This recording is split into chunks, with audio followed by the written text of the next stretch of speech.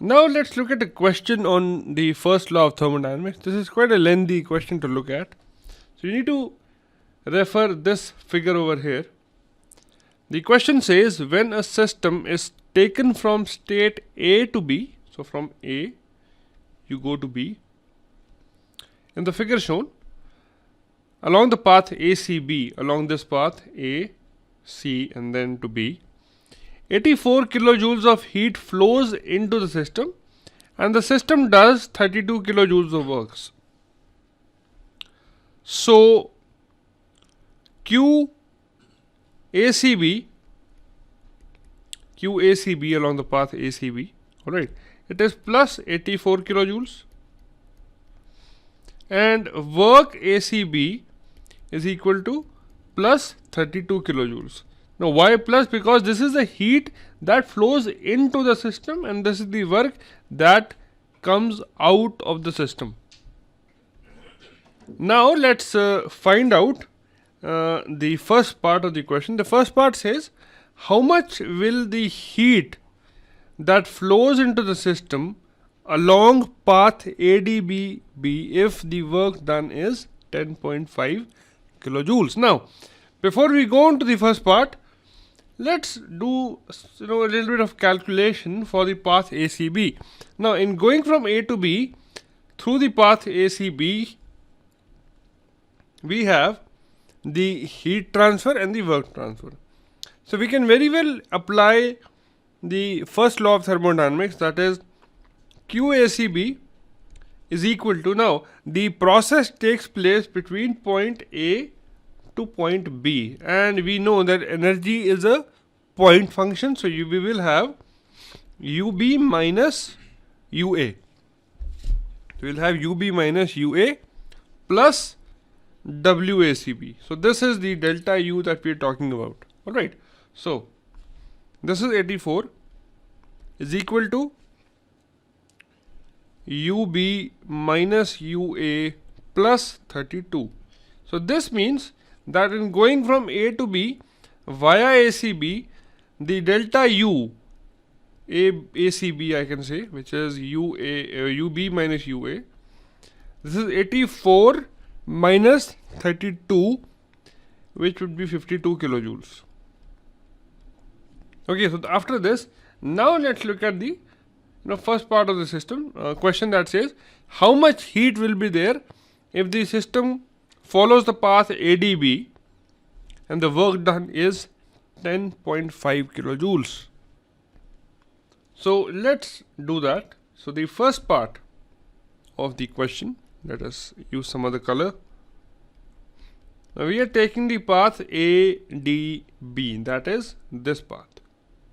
Okay, and if you apply the first law, you will have QADB is equal to UB minus UA plus WADB, and we know that WADB, that is the work done, is 10.5 kilojoules. So you would have QADB is equal to 52, this is 52, plus this is 10.5 kilojoules. So this becomes 62.5 kilojoules. So this is the amount of heat that is transferred when the system goes from A to B via path ADB.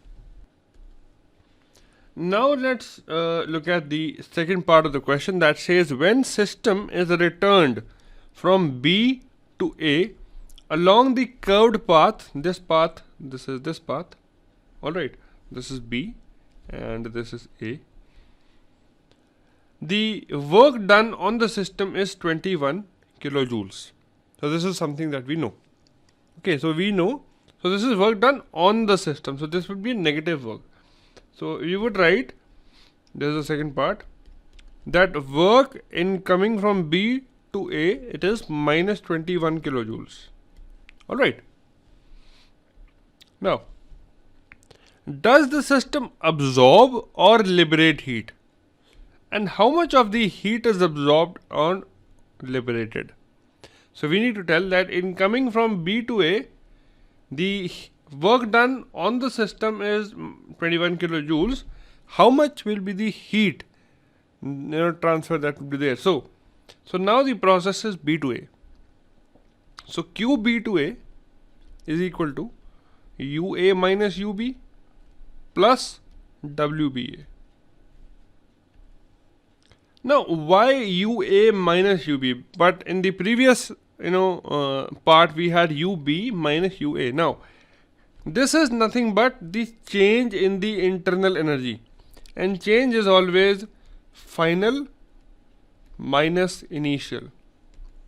Alright, so this is what the change is. Now, if you look at this, this is plus 52, so this would be minus 52, and this is already known to us as minus 21. So this would become 21, and this would be minus 73 kilojoules. So this is the amount of heat that is transferred from the system. That is, it is a liberated amount. So this is the heat that is coming out of the system. Okay, so we would say that the system liberates the heat. So it liberates.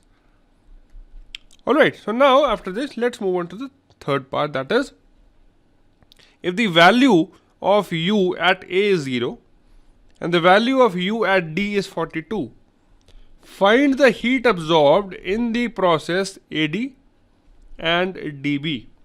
So one is this process and the other is this process. So we need to find out Q at AD and we need to find out Q for DB. So this is the unknown quantity in the third part of the question.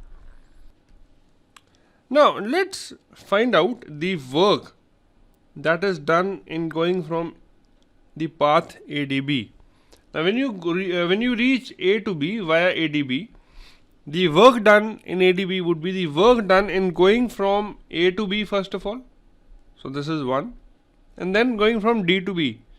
So the work ADB would become WAD plus WBD. Now, or you can say DB. So this would be DB. Alright. Now, if you look at the diagram again, this is giving you a point on the x-axis. And we know that the work done is the area below the PV curve. And the area is 0 in this case. So you would have WDB as 0. So this would be only WAD. And we know that WAD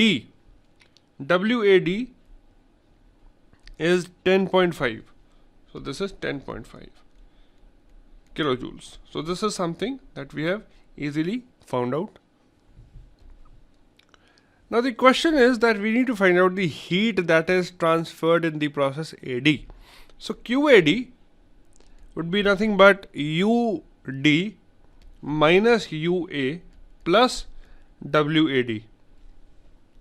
Now UD is how much? UD is 42, UA is 0, and the value of WAD is 10.5. So this becomes 42 minus 0 plus 10.5, which gives us 52.5 kilojoules. So this is the amount of heat that is taken in, or that is absorbed by the system in going from point A to point D, or from state A to state D. Okay. Now let's move towards finding out QDB. Now we know that from the first part, QADB is 62.5. So if you write it down again, QADB is 62.5. Now what is this? This is basically the sum of the heat transferred in the process AD, plus in the process DB. So you would have QAD plus QDB. Now, in this equation, we have one unknown, that is dB. Okay, and AD is a known quantity now, which is 52.5. So we will put this value over here. So you will have QAD as 52.5 over here. So you will have this equation becoming QDB is equal to 62.5 minus 52.5, which is equal to 10 kilojoules. So this is the value of QDB. So this was a question on the first law of thermodynamics, and you can see how we have to read the question in detail, and then we have to refer the figure that is given to us. So, all in all, the question was lengthy but not difficult. The key things were circled or highlighted in the question itself, and then the sign convention, whether it is a plus sign or a negative sign, is something to be taken into account, and then the understanding of the energy value as a property of the system, that is delta U, which is U final minus U initial. So this is a very, very important concept to understand over here, but of course the application of the first law of thermodynamics for a process. Alright, so this is the end of question number 1. I hope you understood the way we have done the question and we have performed all the calculations. Now, after question number 1, let's move on to question number 2 on first law of thermodynamics.